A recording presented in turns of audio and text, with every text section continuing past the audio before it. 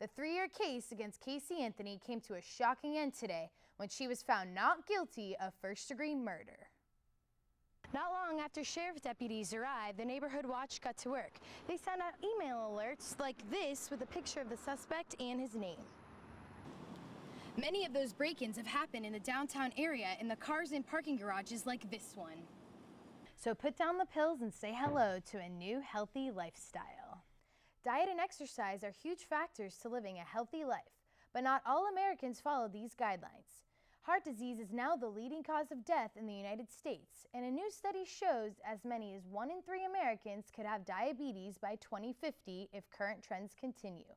Take a look at what reporter Lydia Jennings found out about a new diet trend that could help save your life. They brought in the 44-year-old suspect who's being accused of shooting and killing her boyfriend. However, tonight she tells us that is not the case. Coming up next in the latest edition of UCF Nightly News, the GOP presidential debate came to Orlando last night. Republican candidates talk about their stance on issues of the economy, education, and immigration. We'll have more on news, including a look at this week's forecast and a look at UCF sports. Nightly News starts right now.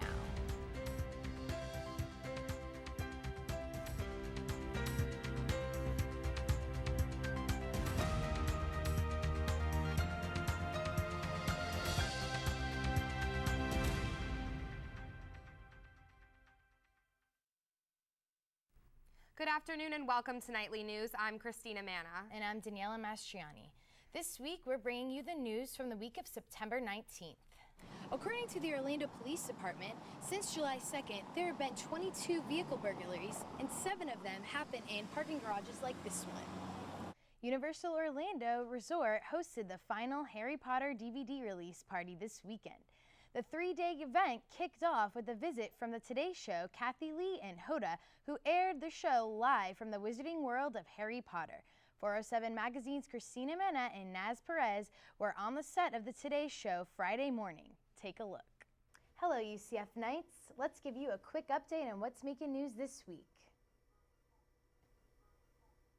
UCF Student Government Association is trying to pass an alcohol emergency policy. The policy will protect students who consume too much alcohol and need to call 911 from getting in trouble with the school. The goal behind passing it is to encourage students to seek help when encountering an alcohol emergency.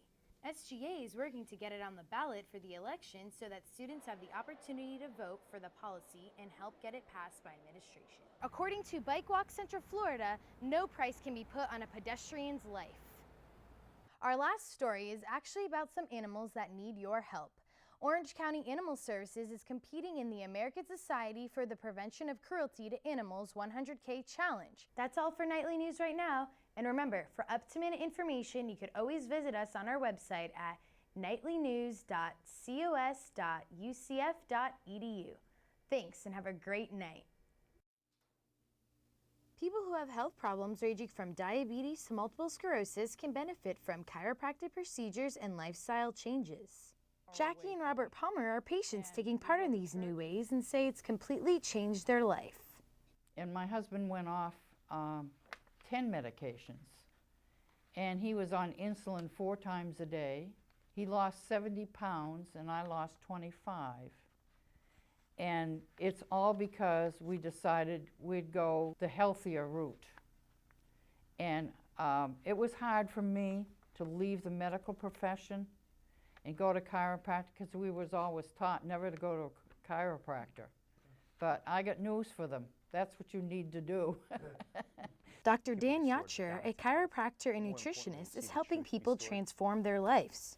At his new Y360 Health Center, he focuses on optimizing the nervous system and providing resources to get the human body back to health. He says stocking up on pills and medicines, which sometimes do the body more harm than help, is not the answer. Over 300 patients a day come to the Y360 Health in Lake Mary, and they say it's because it provides a healthier way of living.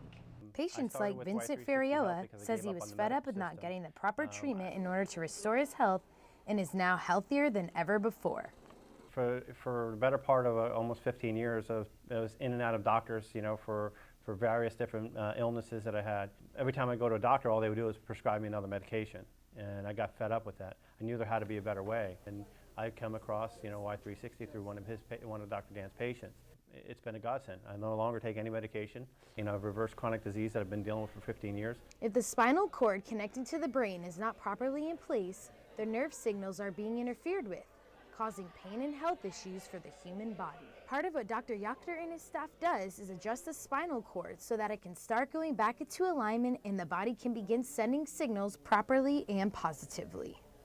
The body possesses an amazing, a spectacular ability, an innate ability to restore itself back to health as long as there's nothing interfering with that. And at Y360 Health, we've constructed, we've built, we've designed a facility that exists nowhere else, that provides pretty much any service that someone would need to rebuild themselves back to optimal health. Dr. Yachter also says eating healthy and weekly exercise will, of course, help the body properly function. Reporting in Lake Mary, Daniella Mastroianni, 407 Magazine. Orlando wants to keep you safe by spending money to shine light on pedestrian rights. The city ranked number 4 in the top 10 most unsafe metropolitan areas, says Transportation for America. Bike Walk Central Florida Group is doing a study to raise awareness of pedestrian safety. Brad Kuhn, director of the group, tells Nightly the goal is for Orlando to be a safer place to cross the street.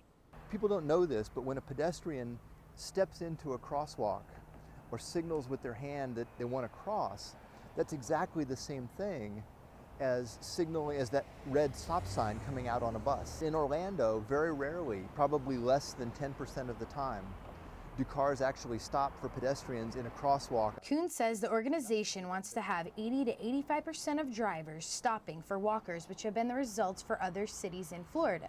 When drivers and pedestrians were told how dangerous Orlando streets were, it was no surprise to them. I'm not surprised. I see a lot of crazy driving, a lot of people walking across the streets, not using crosswalks.